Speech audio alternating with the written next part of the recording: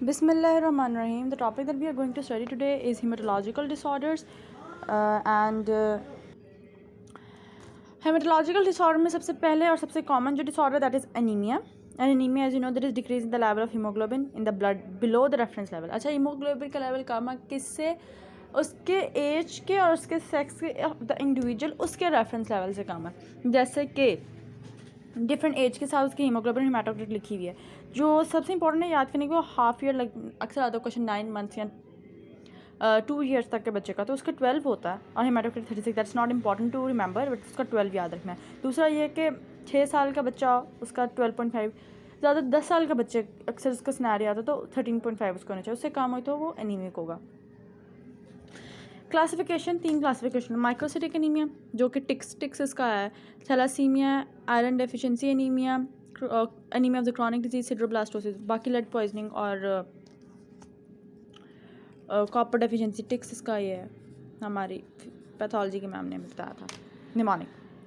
Microcytic anaemia B12, B9, liver deficiency, hypothyroidism, B6 deficiency, even myelodysplasia. And normocytic में मतलब ये कि कोई वैसे मसला नहीं था फॉर्मेशन का, सिंथेसिस ऑफ द हीमोग्लोबिन या इस तरह वगैरह का, लेकिन जो उसका जैसे सिड्रोब्लास्टोसिस या स्फेरोसाइटोसिस, हेरिडिटरी स्फेरोसाइटोसिस, उसमें होता है कि शेप का मसला हो या इस तरह का मसला हो. There is decrease production aplastic, leukaemia, storage disease, osteoporosis, blood loss, sequestration, haemolysis, hereditary spherocytosis, haemoglobinopathies, autoimmune disease, infection, DIC. तो ये नॉर्मोसिटिक नॉर्मोक्रोमिक एनीमिया हो गया. ये नॉर्मोसिटिक एनीमिया जिसमें शेप जो है वो नॉर्मली रहती है. सो हेयर वी स्टार्ट और with the important topic, one of the important topic iron deficiency anaemia, और इसका क्वेश्चन भी आया हुआ है पास्ट पेपर्स में, so don't dare to miss it. जैसे कि इसका एक सिनेरियो था कि 12 मंथ ओल्ड चाइल्ड, 12 मंथ मतलब 1 year old child. 1 year old का हम लोगों ने पढ़ा है कि कितना होना चाहिए, हाफ से 2 ईयर्स तक 12 तक होना चाहिए. हैज़ पेलर एंड वीनिंग है स्टार्टेड जस्ट 1 मंथ बैक. इसकी वीनिंग भी प्रॉपर नहीं है, तो वीनिंग प्रॉपर ना हो तो it's most likely iron deficiency नहीं है. जैसे pallor and he is taking only cow's milk, feed properly नहीं है, eats very little solid food, result in physical examination are otherwise normal, but he is tachycardic pale और haemoglobin 8 है जबकि 12 होनी चाहिए थी. 9 महीने का बच्चा है तो इसकी कितनी होनी चाहिए थी हीमोग्लोबिन? 12. ठीक. In case one must consult. How would you diagnose a patient of iron deficiency anemia?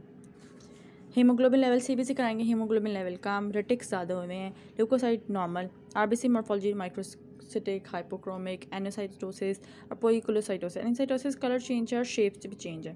ठीक है, कलर, साइज और शेप का बेसिकली है.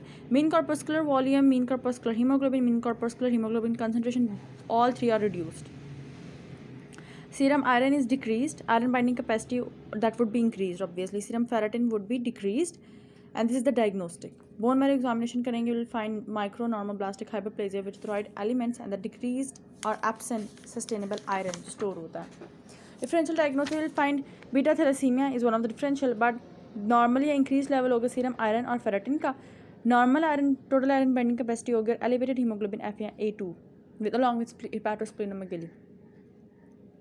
ठीक है, और उसमें एक ये भी हो सकता है कि बीटा थैलेसीमिया में एक बार हमें गायनी में पढ़ाई थी कि अगर आयरन कम हो, जैसे यहाँ लिखा हुआ है कि अगर आयरन कम, अगर MCV, MCHC, MCH और आयरन सारे कम हो तो आयरन डेफिशिएंसी नहीं है. बट अगर सारे कम हो लेकिन MCHC नॉर्मल हो तो it hints towards beta thalassaemia.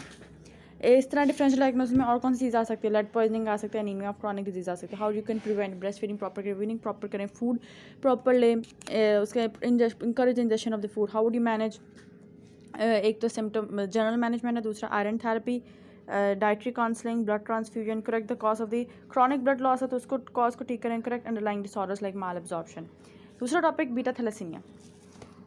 Just like told you, most important beta thalassaemia में मतलब cousin marriage is important as a point in history कि पेरेंट्स और कज़न्स. हेपाटोस्प्लेनोमा के लिए है, हीमोग्लोबिन F है और हीमोग्लोबिन A1 नहीं है जिसमें बीटा चेन आती है. बाकी 5.2 हीमोग्लोबिन है, इतनी कम है. 2 साल का बच्चा, इसकी 12 होनी चाहिए थी, और MCV भी कम है. There are two types, thalassaemia minor, thalassaemia major. Minor में एक बीटा थैलेसीमिया की चेन, माइनर में एक बीटा चेन सॉरी ठीक होती है, that's why it's heterozygous. Homozygous में या दोनों ही रिड्यूस्ड होंगी या दोनों ही एब्सेंट होंगी, ठीक है। रिड्यूस में माइनस या एब्सेंट नॉट। और मेन पॉइंट्स इसके यहाँ लिखे हुए हैं कि अडल्ट हीमोग्लोबिन में 2 अल्फा 2 बीटा चेंज होती हैं, लेकिन चूंकि बीटा चेंज बन नहीं रही तो यहाँ हीमोग्लोबिन एफ आ जाती है या हीमोग्लोबिन A2 प्रीडोमिनेट कर जाती है, जिसमें डेल्टा चेंज होते हैं। Diagnosis CBC complete. सीबीसी में आपको पता लगेगा ओ माय गॉड हीमोग्लोबिन 5 से 6 है, इतनी कम है। और माइनर में फिर भी नॉर्मल रहे शायद। Reticulocyte count they have been increase. RBC की मॉर्फोलॉजी माइक्रोसिटिक हाइपोक्रोमिक के अलावा एक चीज़ आप नोट करेंगे, there will be target cells, nucleated RBCs और अल्फा चेन की इंकल्जन्स होंगी, क्योंकि बीटा चेन्स तो इतनी ज़्यादा बन नहीं रही हैं, एब्सेंट है, तो अल्फा चेन्स इंकल्जन्स बनाएंगे, that will make the Heinz bodies, okay. और हीमोग्लोबिन इलेक्ट्रोफोरेसिस में आपको पता लग जाएगा, मतलब इलेक्ट्रोफोरेसिस के बाद रिजल्ट भी पता लग जाएगा कि बीटा थैलेसीमिया माइनर में, like it's diagnostic. Beta thalassaemia की या सिकल सेल डिजीज़ की डायग्नोस्टिक क्या, हीमोग्लोबिन इलेक्ट्रोफोरेसिस, ये टेस्ट इसका इन्वेस्टिगेशन डायग्नोस्टिक है। जैसे मेजर में एब्सेंट हीमोग्लोबिन A1 है और माइनर में डिक्रीज्ड है। सीरम आयरन, अच्छा इसमें सीरम आयरन या फेरेटिन को कुछ होने नहीं वाला, देयर विल बी नॉर्मल या एलिवेटेड होंगी। Total iron binding capacity will be normal, bilirubin will be normal और इधर एलिवेटेड।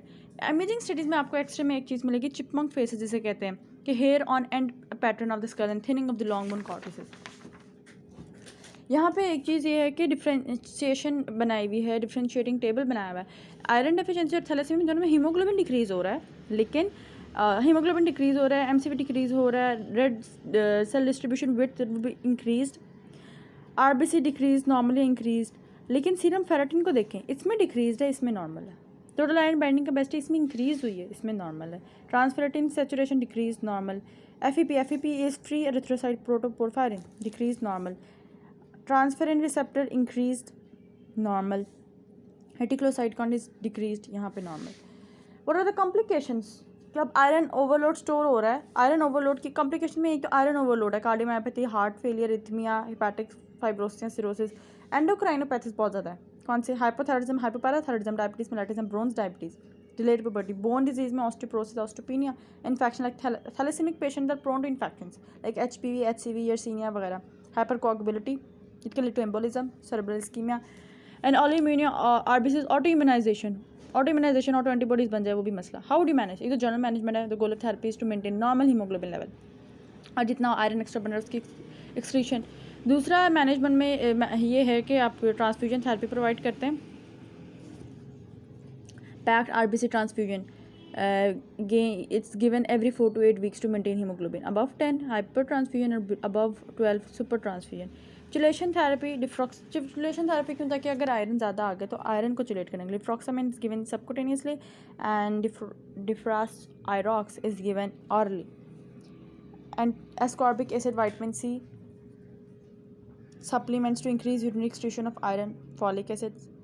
स्प्लीनेक्टमी, अगर क्रॉनिक पेशेंट है तो उसकी स्प्लीनेक्टमी भी कर देते हैं, और bone marrow transplantation, gene therapy वगैरह भी मैन्यूवर्स यूज़ किए जाते हैं in the treatment the management.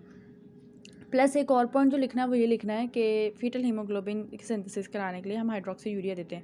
Hydroxy urea क्या करता है, देयर इज इंडक्शन और reactivation of gamma globin synthesis. Gamma globin आ जाता है, दोबारा से रीएक्टिवेट हो जाता है और बीटा चेन की जगह जहाँ अल्फा ने गामा के साथ बाइंड किया हुआ था इन न्यू निटल पीरियड, तो दोबारा हीमोग्लोबिन F बन जाता है and that helps to decrease the symptoms and crisis of beta thalassaemia. Haemoglobin जो बीटा थैलेसीमिया मेजर या माइनर की होती है उसके सिम्टम्स डिक्रीज कर जाते हैं। Next topic sickle cell disease है। 2 years old child present painful swelling hands and feet की swelling, dactylitis, pallor, anaemia and she has right side weakness, उसे स्ट्रोक भी हो गया अनफॉर्चुनेटली। 2 years की बच्ची के 12 होनी चाहिए थी, लेकिन यहाँ 9 है। इलेक्ट्रोफोरेसिस पे कंफर्म डायग्नोसिस पता चला गया कि इससे हीमोग्लोबिन S है, मतलब कि सिकल सेल डिजीज़ का है सस्पिशन। तो हाउ वुड यू डायग्नोज, एक तो इलेक्ट्रोफोरेसिस है ही है, उसके अलावा आपने हीमोग्लोबिन लेवल चेक करना है, baseline reticulocyte count would be markedly increase, peripheral blood smear पे आपको करेक्टरिस्टिक्स सिकल सेल्स नज़र भी आ जाएंगे, और haemoglobin that we know that it's necessary always necessary to accurately identify the sickle disorder. What are the complications? Repeated tissue ischemia, infarction. Why? Because emboli बनते हैं यहाँ पे, इसलिए तो वहाँ भी एम्बोलाई बना, स्ट्रोक हुआ उस बच्ची को, वीकनेस हुई है राइट साइड की. How would you manage this patient? Will protect the patient from overwhelming gram positive sepsis, infections, dehydration, acidosis, hypoxia, chilling, they all causes the trigger. अगर माइनर है या माइनर नहीं भी है तो सिकलिंग करा देता है. अटैक कॉज कर देता है, वेजोकल्सिव एपिसोड्स कॉज कर देता है. How do you treat a vaso-occlusive episode? By analgesia, transfusion of packed red cells, और it can also called severe aplastic crisis which will also require transfusion of packed RBCs. Hydroxyurea देते हैं again to switch the haemoglobin F में बन जाए. Haematopoietic stem cell transfusion transplantation, it's also another option. Now one of the important topics I wanted to switch on earlier was acquired aplastic anemia. एक बात याद रखें, aplastic anemia, aplastic मतलब ये है कि कोई भी सेल प्रॉपरली नहीं बन रहा. 7-year-old child presents with fever 1 week and occasional bleeding from nose. अब मैंने बताया था कि ALL में भी bleeding from nose epistaxis की अगर हिस्ट्री आती है, कोई भी बच्चा प्रेजेंट करता है तो उसकी डिफरेंशियल डायग्नोज में आप प्लास्टिक एनीमिया लिख सकते हैं. But and he is pale, but remember there is no hepatosplenomegaly, no lymphadenopathy. अगर यही लिम्फोडेनोपैथी हेपेटोस्प्लेनोमेगाली होती तो हम लोग आराम से ALL लिख सकते थे. But now see the CBC, hemoglobin is 5.5, that is low. WBC is 3000, that is again low. And platelets 35,000, also low. Reticulocyte count low. इसका मतलब अब पूरी बोन मैरो सप्रेस हुई है. अब इसके पास पेपर में एक क्वेश्चन आया हुआ है कि 4 years old child pale within a span of weeks, syrup chloramphenicol, drug based and was prescribed by a local practitioner, has multiple petechiae in the body, no lymphadenopathy, no hepatosplenomegaly. 5 causative factors पढ़ने में. इसका causative factors etiology आती है. एक तो ये कि idiopathic है, एक etiology इडियोपैथिक होगी. दूसरे है कि सेकेंडरी कॉज, सेकेंडरी में 2 पे डिवाइड किया हुआ, ड्रग्स एंड केमिकल, तीसरा वायरसेस. ड्रग्स एंड केमिकल में cytotoxic agent chloramphenicol, sulphonamides, phenylbutazones, sodium valproate, cimetidine, gold salts. And viruses में parvovirus B19 is so notorious for causing aplastic anaemia. Epstein Barr virus, human immunodeficiency virus. Third cause preleukaemia, radiation and thymoma. How would you diagnose? एक तो ये कि anaemia मिल रहा है, WBC count कम मिल रहे हैं, platelet count कम मिल रहे हैं, बोन मैरो एस्पिरेशन बायोप्सी पे आपको बोन मैरो की जगह फैट रिप्लेस हुई भी मिल रही.